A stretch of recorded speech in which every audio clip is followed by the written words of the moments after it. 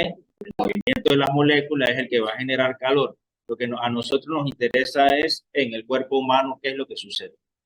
En el cuerpo humano, básicamente, el calor es generado por dos grandes vertientes.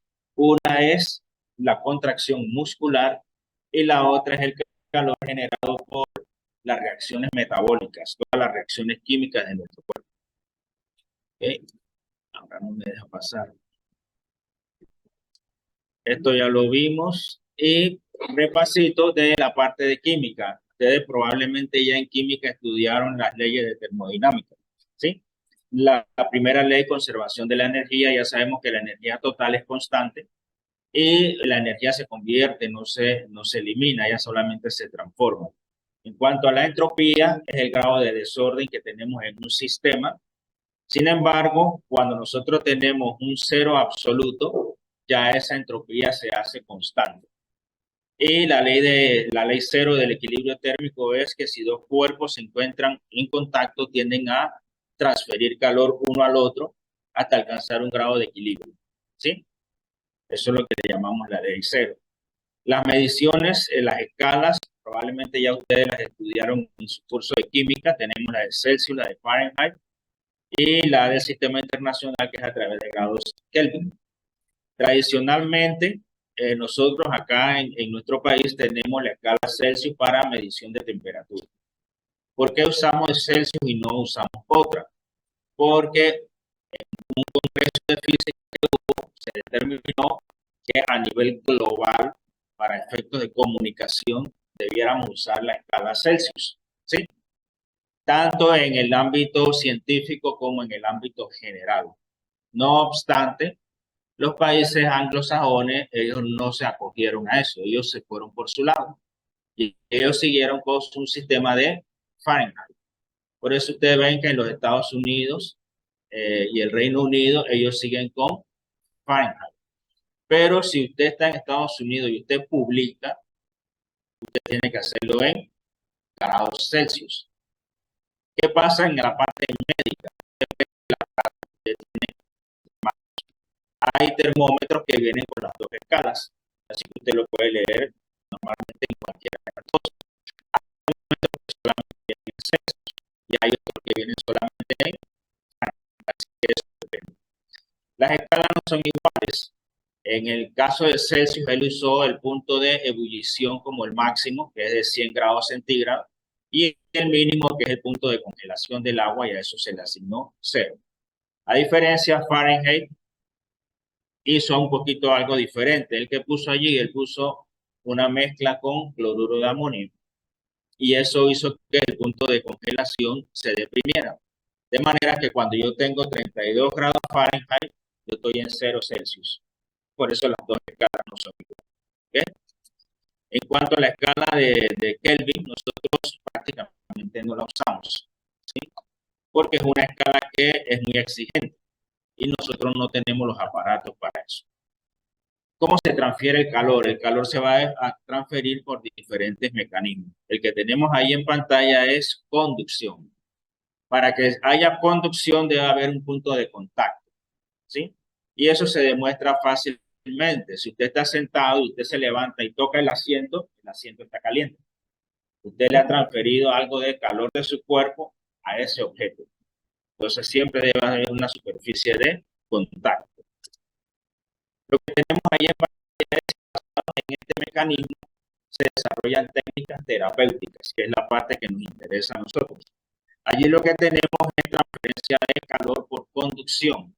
Y en este caso, tenemos que se aplica calor a través de una almohadilla que está mojada, está húmeda, está con agua caliente. Entonces, en el centro tenemos una tina que lo que hace es calentar el agua y dentro de ella vamos a colgar allí las almohadillas que se ven acá a la mano izquierda de la figura. ¿Lo ves allí? ¿Sí? Yo pensé que todos tenían el PPT. No todos lo tienen.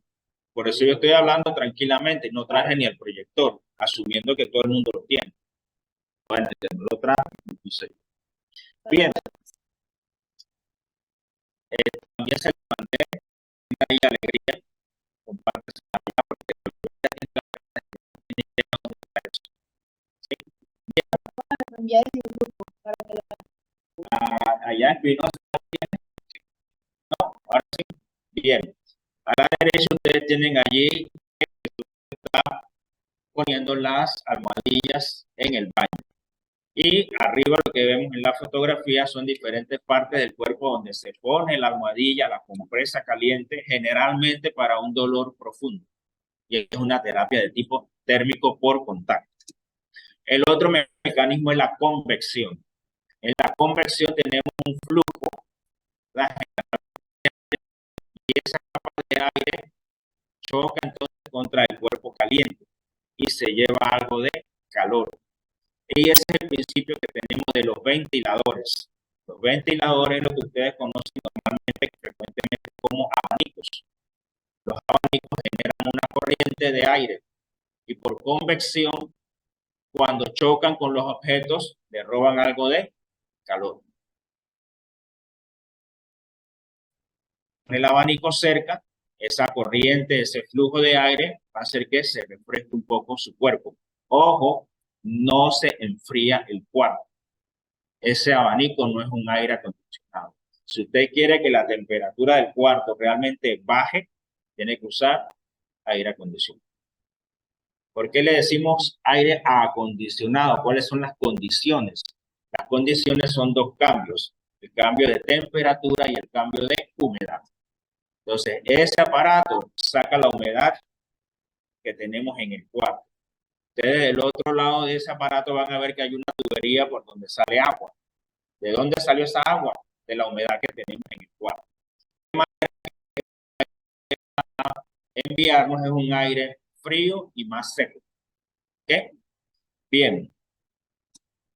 El otro mecanismo es radiación. La radiación, nuestro cuerpo irradia calor al entorno y también recibe calor. El emisor más grande de esa radiación es el sol.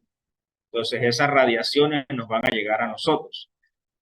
Y la gráfica que sigue es muy importante. Ahí vamos a tener en porcentaje cuál mecanismo contribuye a la regulación de nuestro cuerpo, ¿verdad?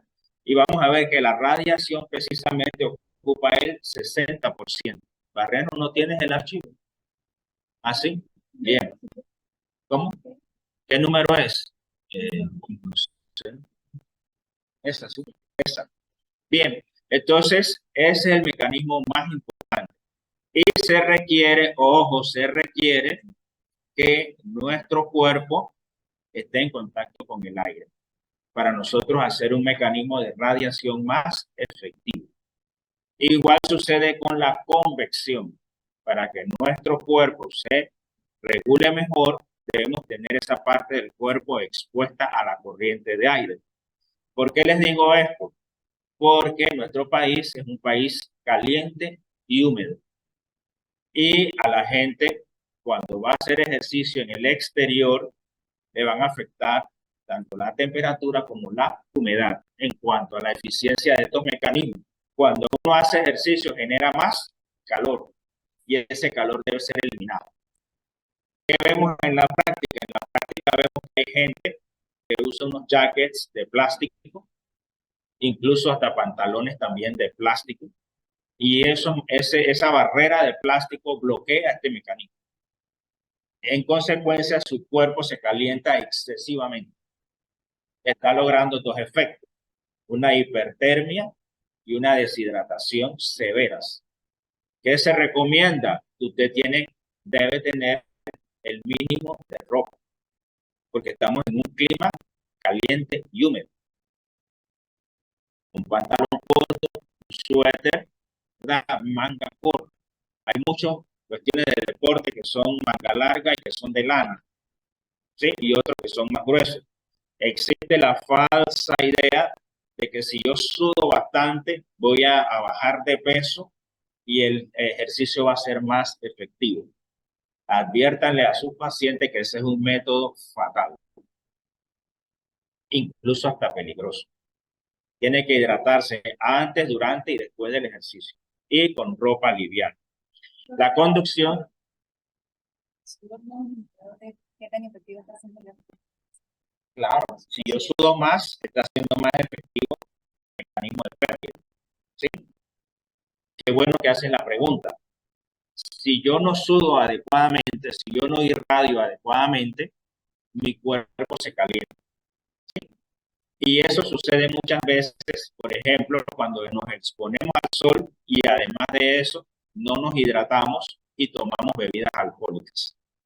¿Cuándo sucede eso? A la gente que le gusta ir a la playa, tomarse todo el sol de la playa y tomar aguardiente en la playa. ¿Sí?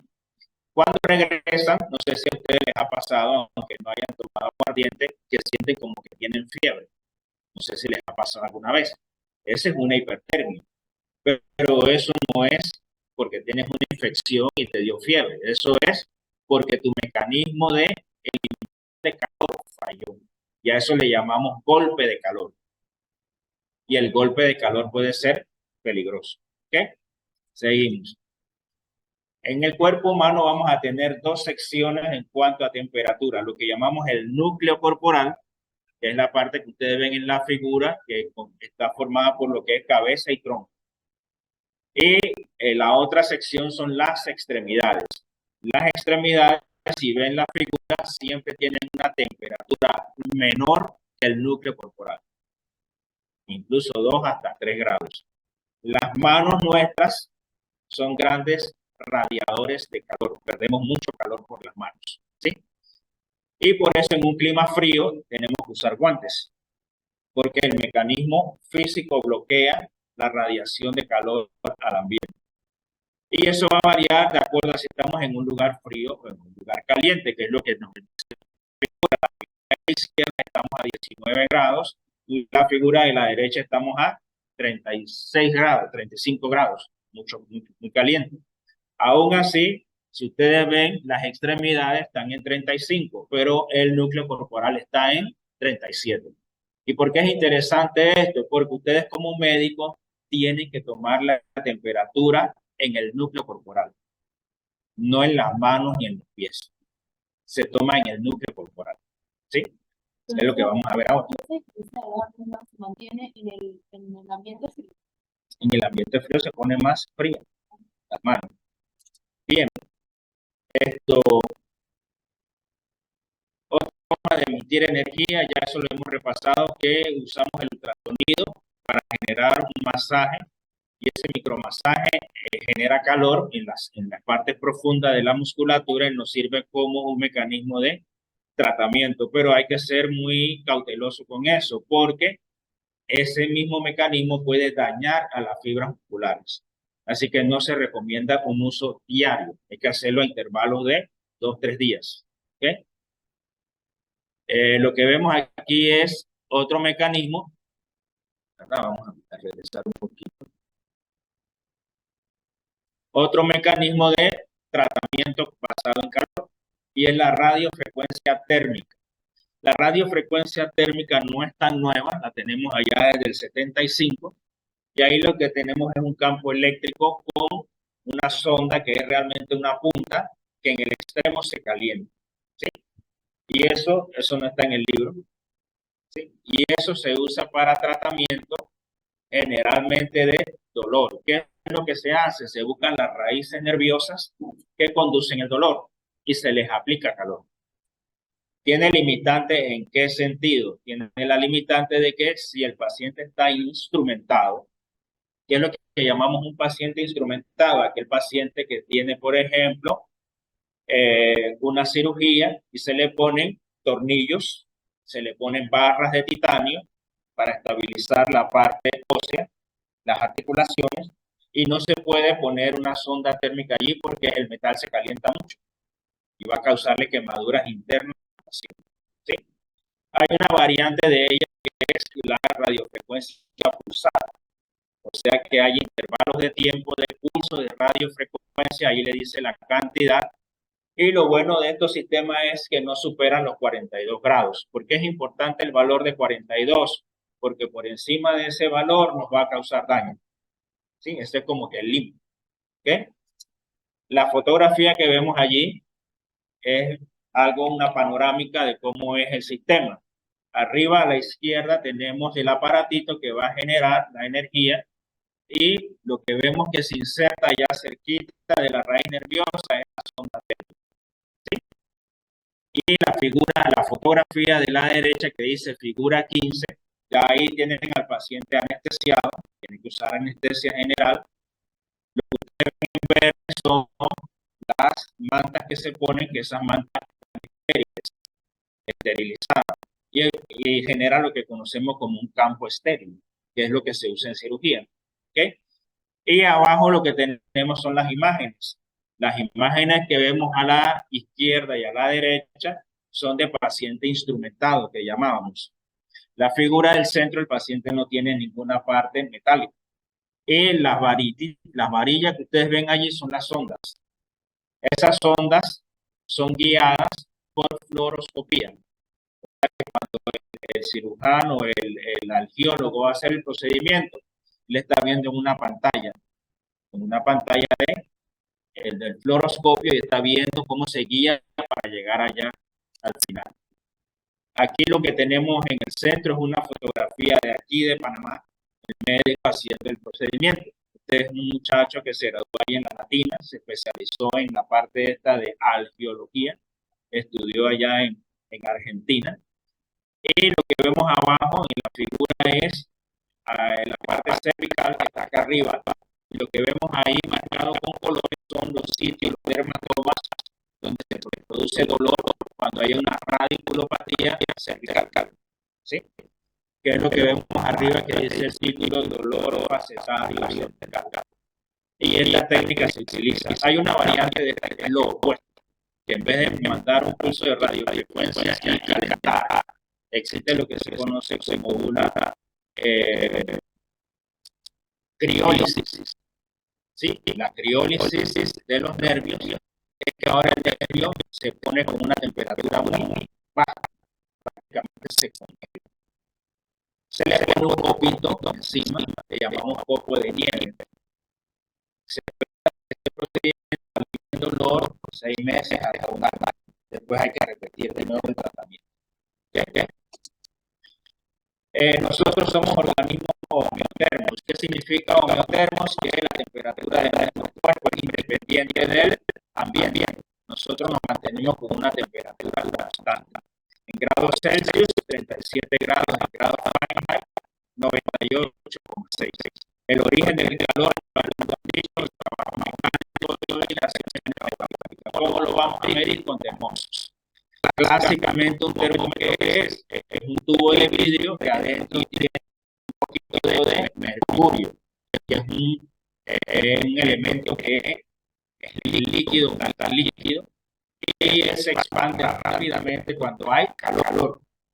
Pero como está encerrado en ese tubito, él solamente se va a mover dentro de ese tubo. Y eso es calibrado con una escala. Esta escala puede ser Celsius, Fahrenheit por los dos. Hay variaciones del termómetro. Hay termómetros orales, hay termómetros rectales, que son para los dos lugares, por si acaso. ¿Sí? Ahí tenemos la figura del bebé. Es una matemática del termómetro. En el medio de la manera de llevarlo hacia abajo la columna. Debe ver, por ejemplo, que las hermanas hacen con los termómetros la muy bien. Eso es mandando el mercurio hacia abajo. ¿Sí? Y cuando se pone debajo de la lengua. No se la da a los niños, porque los niños lo pueden meter. ¿Sí? Y hay que estar hacia el rectángulo y hacia uno metálico, que es la figura que tenemos a la izquierda. Estos son digitales, ahí no tienen el mercurio, o podemos usar un abordaje a través del canal auditivo. ¿Sí? Ese abordaje tiene la facilidad de que estos aparatos pueden almacenar datos en memoria, una cantidad de datos. Y los niños de manera bastante, son los principales que tienen un problema. A la derecha está el método tradicional, que la mamá viene y le toca la frente hacia el niño. ¿Lo han visto o se lo han hecho ustedes? Con ese método. ¿Qué decíamos de la mano? Tiene menos calor que el núcleo corporal. Así que ya está partiendo de que la mano está más fría. Así que apenas que toque la frente la va a sentir más caliente, aunque no haya fiebre. ¿Sí? O sea, tiene que ser una temperatura mucho más alta para que sienta más la diferencia. ¿Okay? Pero tiene un componente bastante bueno. Cuando usted siente que su mamá la toca aquí, usted siente que su mamá lo está cuidando, usted siente que su mamá lo cuida, y usted siente que su mamá lo quiere, que no lo quiere regalar por allí, ¿verdad?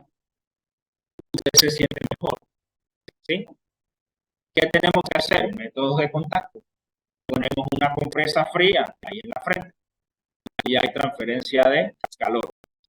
Ahora con la mucho los infrarrojos. Abajo hay una X roja.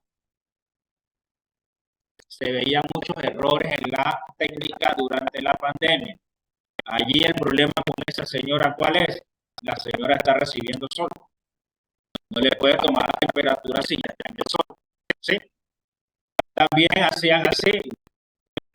La mano, ¿sí? ¿Qué problema había con la mano? La mano siempre va a estar más fría. ¿A dónde tiene que apuntarse? Al núcleo corporal, ¿cierto?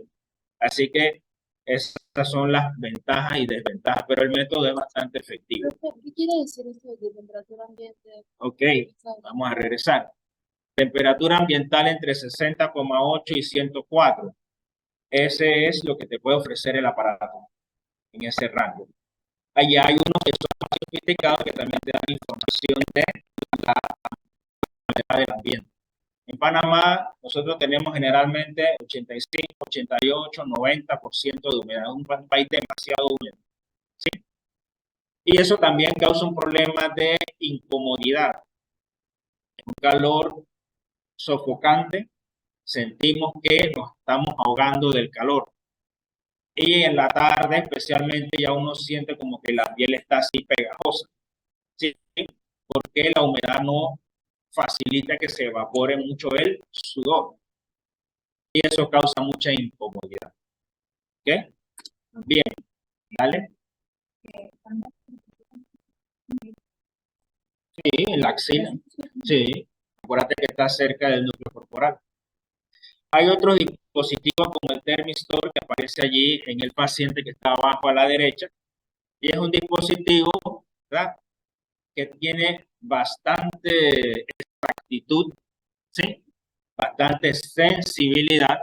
Fíjense que llega hasta 0,01. Así que es muy sensible. Además de eso, tiene una ventaja muy buena. Usted se lo pone aquí en las fosas nasales del paciente y puede monitorear la temperatura del paciente aunque él esté dormido o esté en coma o esté inconsciente. ¿Sí? No hay que meter nada en la boca. ¿Sí? Y eso le permite un monitoreo con bastante exactitud 24/7. ¿Sí? Con bastante exactitud. El Thermopad es sumamente exacto en cuanto a la medición, pero esto no se usa en medicina. Esto se usa en la industria, ¿sí? Donde tienen cuarto frío y estas cosas que requieren un control muy de cerca de la temperatura. Este es cómo se regula la temperatura. Bien, nosotros tenemos dos grandes cosas: ganancia y pérdida de calor.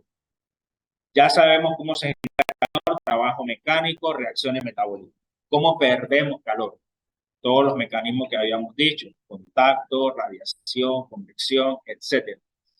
La sudoración, ¿verdad?, permite entonces que a través de la evaporación del agua se lleve entonces algo de calor de nuestro cuerpo. Sin embargo, eso va a depender de muchas cosas. Va a depender de la temperatura y humedad del ambiente. Si es un ambiente seco, se va a enfriar más rápido. Por eso el aire acondicionado funciona bien, porque él elimina la humedad del ambiente. ¿Ok? Y también depende de nuestro cuerpo. Entre más grasa usted tenga en su cuerpo, más difícil es eliminar el calor. ¿Sí? Así que las personas obesas tienen tendencia a retener más calor que las personas delgadas. ¿Sí? Bien. ¿Cómo se regula? La temperatura en nuestro cuerpo se regula a través de un reflejo, pero es un reflejo autonómico. Como siempre, los reflejos tienen 5 elementos: receptor, vía aferente, centro de integración, vía eferente y el efector. Siempre tenemos estos 5 elementos en cualquier reflejo. Son 5 elementos del arco reflejo. Vamos a ver en este caso quiénes son. Los receptores son terminaciones nerviosas que tenemos en la piel. Tenemos receptores para frío y tenemos receptores para calor. ¿Se acuerdan de los canales TRP? Los canales TRP de calcio y de sodio. Tenemos unos que son sensibles al calor, otros que son sensibles al frío. Las vías aferentes, debajo de la piel, nosotros tenemos terminaciones nerviosas que entran entonces hacia la médula espinal. En la médula espinal van a ascender fibras por un sistema que le llamamos extralemniscal. Sube toda la médula espinal y llega entonces hasta el diencéfalo. Allá en el diencéfalo tenemos el centro de regulación, especialmente ¿quién? Una estructura que le llamamos el hipotálamo. ¿Okay? También tenemos vías autonómicas que pueden llevar información de temperatura. La parte eferente es precisamente el sistema nervioso autónomo. ¿Hacia dónde va? ¿Cuáles son los efectores? Las glándulas sudoríparas, los músculos y vamos a ver también los vasos sanguíneos. Eso es lo que vamos a ver. Dale. Aquí en la vía aferente. Todos los autonómicos que tienen que ver con vasos sanguíneos, glándulas sudoríparas. Y algunos que sí son no autonómicos, como los que van al músculo esquelético. El músculo esquelético con cambios de temperatura también se contrae. ¿Sí? Por ejemplo, si usted tiene frío, el músculo se puede contraer, el músculo esquelético. ¿Sí? Pero no se contrae voluntariamente, se contrae involuntariamente. Llamamos el tiriteo, que la gente tiembla del frío. ¿Sí? Eso le llamamos tiriteo. Dale.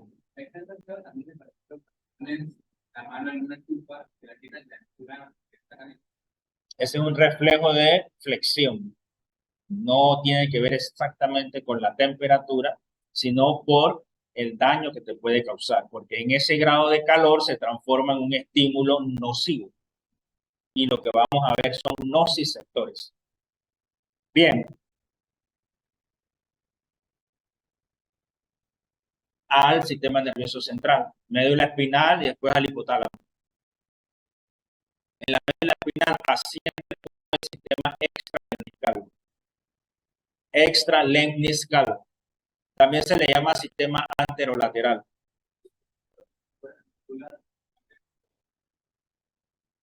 Bien, excelente pregunta. En el receptor vamos a tener una membrana. La membrana celular tiene canales iónicos. ¿Cuáles canales iónicos tienen que ver con temperatura? Los TRP. Una vez que entra el calcio, la célula se despolariza.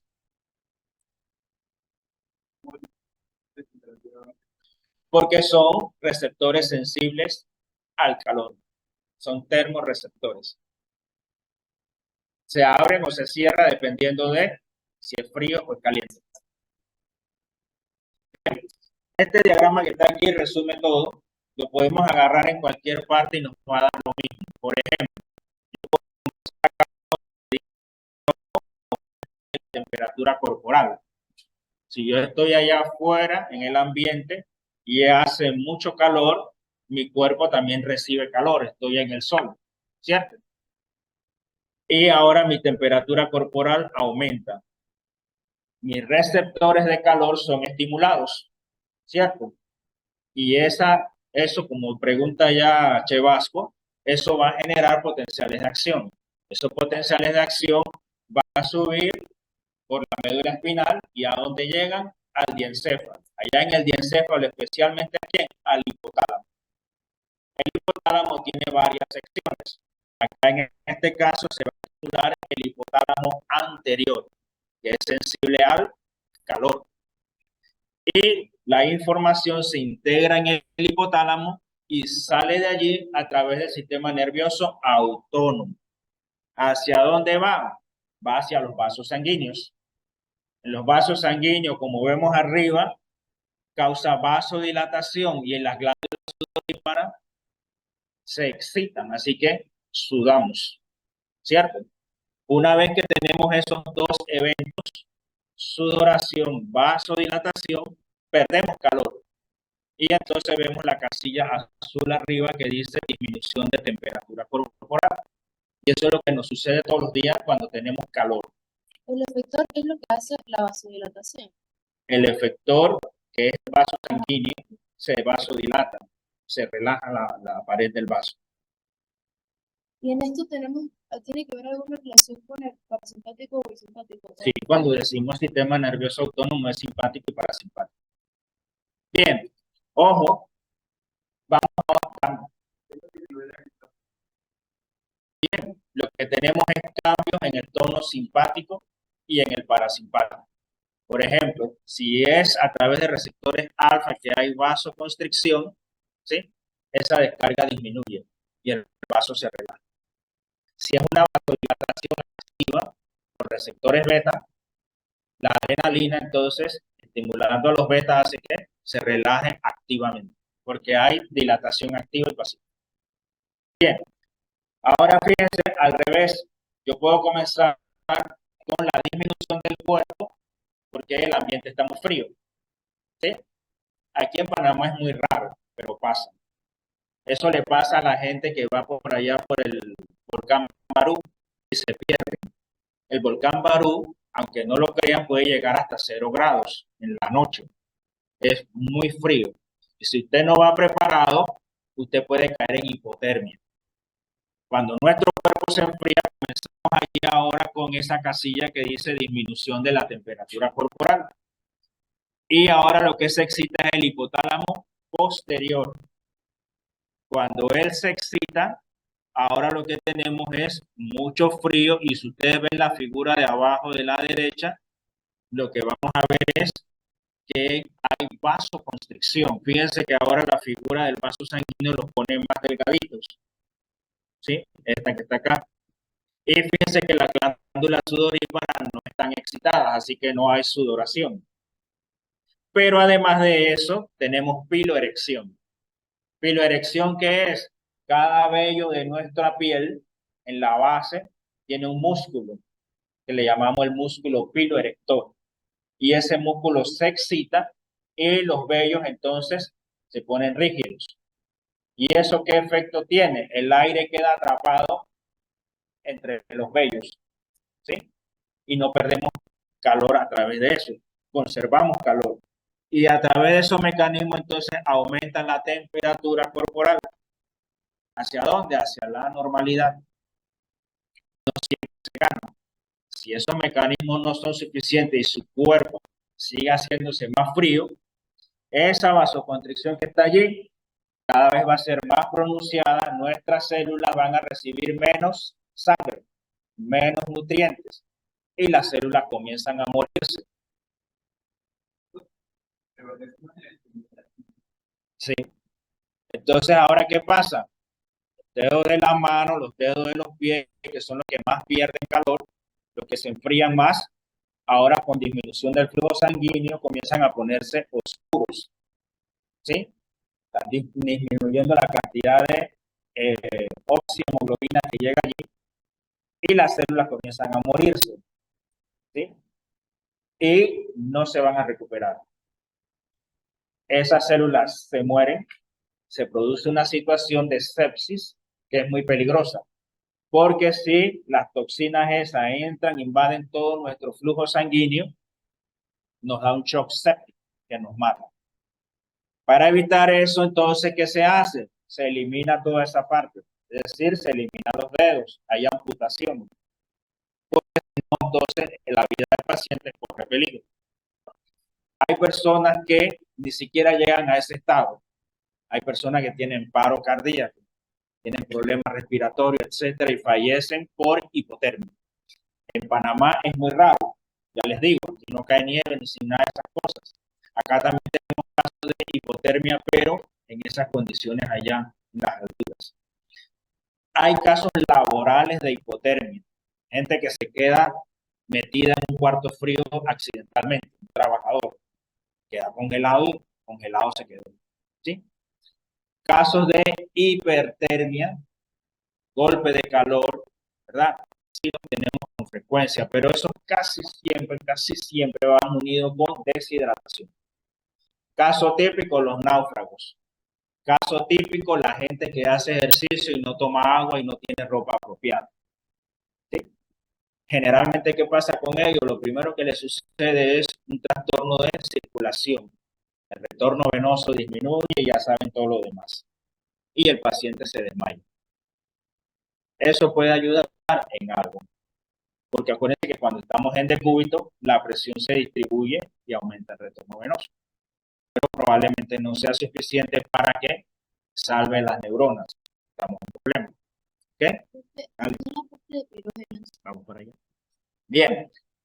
Aparte de lo que hemos hablado, fíjense que a la derecha aparecen allí las bacterias con una flecha blanca que dice pirógenos. ¿Qué sucede cuando nos infectamos? Cuando nos infectamos, nosotros tenemos un grupo de células que nos defienden. Los leucocitos. Los leucocitos inician una batalla contra el agresor, en este caso las bacterias que nos están invadiendo. En esa lucha se generan lo que llamamos pirógenos. Los pirógenos son sustancias como las prostaglandinas, las interleucinas. Esas sustancias viajan en la circulación y llegan a nuestro centro regulador hipotalámico y afectan a las neuronas. Es decir, ese centro de referencia hipotalámico que nos mantenía a 37 ahora cambia. Generalmente, ¿qué sucede? En vez de estar en 37, sube a 39. Y él es un comparador. Él ahora acá arriba está en 39 y el cuerpo está en 37. ¿Qué se interpreta? ¿Que el cuerpo está frío o caliente? Que está frío. ¿Cierto? Y se ponen en marcha todos los mecanismos de producción y conservación de calor. Y ahora tu cuerpo conserva más calor y produce más calor. ¿Hasta cuánto? Hasta los 39. Pero ya eso es fiebre, ¿cierto? ¿Qué hay que hacer con él? Si usted no tiene ningún medicamento a la mano, ¿qué hace? Una toalla húmeda por contacto. ¿Qué más?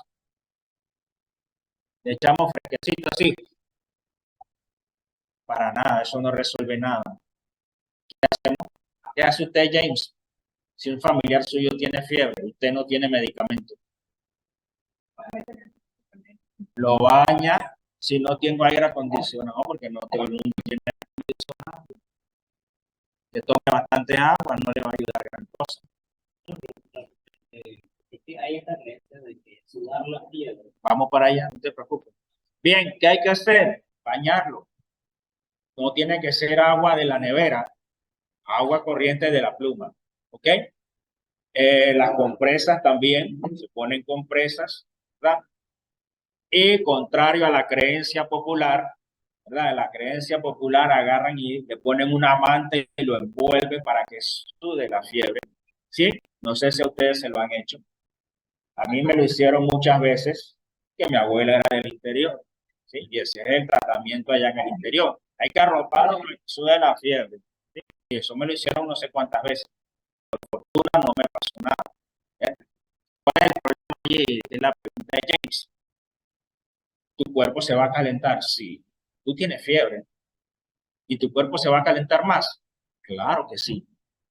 Pero tú no sabes hasta dónde. Y cuando tú vas superando esa barrera de 41, 42, puede haber probabilidades de ¿qué? De un daño neuronal. Y la primera evidencia que vas a tener de que está sufriendo el sistema nervioso es que tu paciente convulsiona. ¿Sí? Mucha gente corre con suerte y se activa el mecanismo de sudoración bastante fuerte y la gente suda. Y de allí el dicho popular que dice que sudó la fiebre. Pero te corriste el riesgo de que el paciente convulsionara. ¿Sí? Los indios tenían otro método de acercar la persona al fuego. Lo ponían ahí cerquita del fuego, se calentaba y sudaba. Y así curaban la fiebre. Pero ya sabemos que esos métodos no son recomendables. ¿Qué hay que hacer? Los métodos físicos que acabamos de decir, y si tienes un medicamento antipirético, entonces le das el medicamento. Pero la fiebre va a regresar, porque si tienes las bacterias siguen allí. ¿Qué tienes que hacer también? Un antibiótico para que eso se acabe. La fiebre es un mecanismo de defensa de nuestro cuerpo. ¿Ok? Bien. Aquí nada más unos esquemas así bien generales. Ahí tenemos la glándula sudorípara. ¿Cómo? Bien. Si tú tienes fiebre, acuérdate que tu cuerpo está aumentando de temperatura. El gradiente térmico entre tu cuerpo y el ambiente es mayor.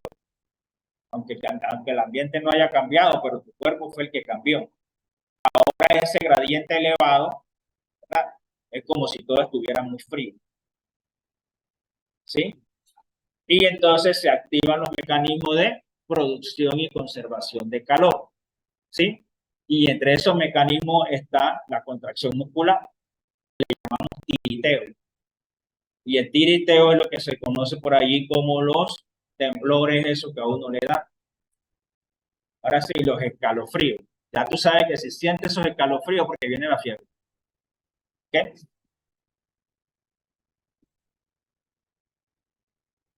¿Cómo?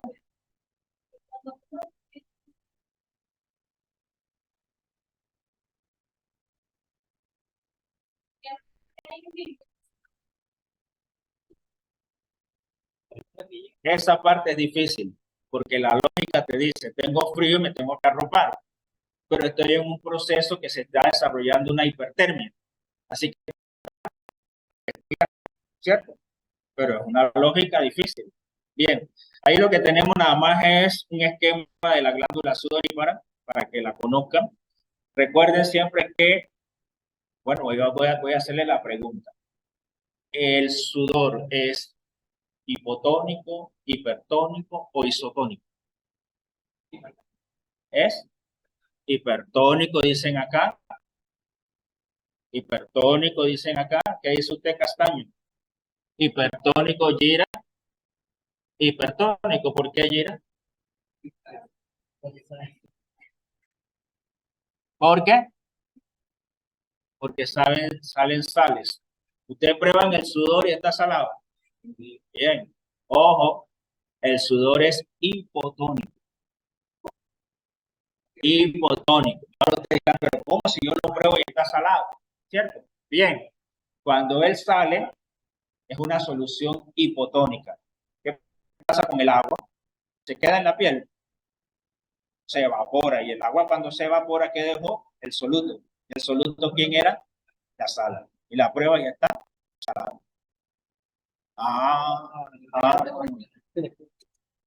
Bien, lo que vemos ahí es un mecanismo de pérdida de calor que le llamamos mecanismo de contracorriente. Ese mecanismo de contracorriente lo vemos claramente en lo que llamamos el lecho cutáneo. La sangre viene hacia la piel, ¿sí?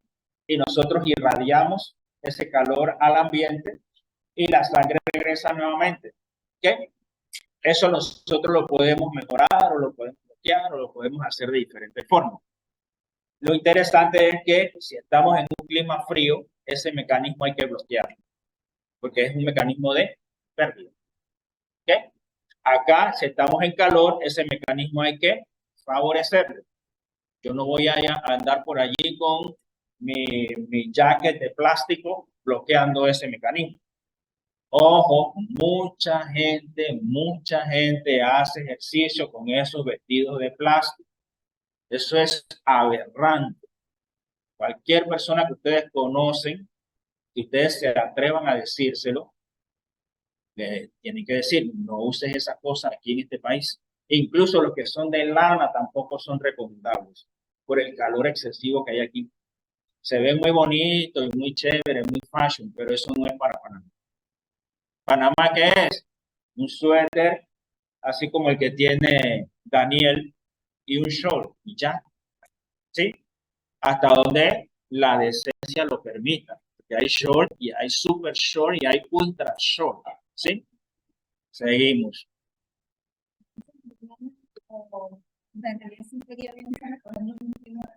Sí, ya, sí. Es que las modas vienen de allá. Es lo mismo que cuando aquí pones un arbolito y lo quieres llenar de una cosa blanca como si fuera nieve. Aquí eso no existe. ¿Eh? Pero bueno, esos son los patrones culturales. Esta gráfica que tenemos aquí resume lo que hemos hablado. En el eje de las Y tenemos la temperatura corporal en grados Fahrenheit porque viene del inglés, y en la X tenemos el tiempo en horas. ¿Qué sucede aquí? Al inicio, cuando está la línea roja recta, nos está diciendo que la temperatura está normal. La línea que vemos punteada allí, recortada, que es celeste, que va subiendo, nos dice que nuestro centro hipotalámico de referencia ahora subió. ¿Ok? Como él subió, ahora el sistema nervioso compara con el ambiente. ¿Cómo va a sentir ese ambiente? Frío. Se activan los mecanismos de producción y conservación de calor. Y es la curva que vemos que va subiendo. Va a haber vasoconstricción, piloerección, tiriteos, y es que la fiebre se está desarrollando. Cuando llegamos arriba, donde dice 103, esa fue la temperatura que alcanzó el sujeto. ¿Sí? Yo no sé si ustedes manejan las dos escalas indistintamente. Hay gente que le cuesta mucho trabajo usar la de Fahrenheit. ¿Sí? A ti te cuesta mucho trabajo. Hay gente que maneja las dos escalas muy bien. ¿Sí? Depende de cómo usted incluso lo vivió. Si usted está en un medio donde le dicen la temperatura de hoy no salga porque van a haber 32 grados, ¿sí? Pero usted está en Chicago, usted entiende que eso allá afuera está congelado. Pero si usted está aquí en Panamá, 32 grados ni fu ni fa, que eso es lo que siempre hay, ¿cierto? Entonces, si usted está allá, usted aprendió que 32 grados Fahrenheit es mucho frío, así que yo no debo estar por allí. ¿Eh? Entonces, si esa persona viene acá y le dicen que es 32 y ella ve todo soleado y todo caluroso, dice, ¿qué está pasando? Porque es Celsius. Entonces, a veces como uno convive con una cosa que se la aprende mejor. Bien. Donde dice crisis, ¿qué se hizo? Se le dio el antipirético. El antipirético ahora hace que el centro de referencia baje de nuevo, y ahora ¿qué sucede? Todo lo contrario. Ahora se activan los mecanismos de pérdida de calor. La persona suda la fiebre. ¿Ven? Hay un problemita con la revisión del examen. Miren, tengo las 11:22. Tú fuiste el que revisaste, ¿no? Fue Barrio, que ya se fue. ¿Y dónde está Quintero? No, la otra. Luz, no Luz. sé, yo creo que ella se fue con Barbie, cuando allá afuera. Ahí viene. Entonces, Quintero, que es la que estoy trabajando con ella, se han dado cuenta de que es un proceso largo. ¿Por qué es largo? Porque primero hay que buscar la parte de la plataforma donde están las malas, copiar las malas, copiarlas. Después hay otro Excel que yo tengo donde están todo el examen completo con todas las preguntas y todas las respuestas de todos los dos salones. Y eso es un mundo de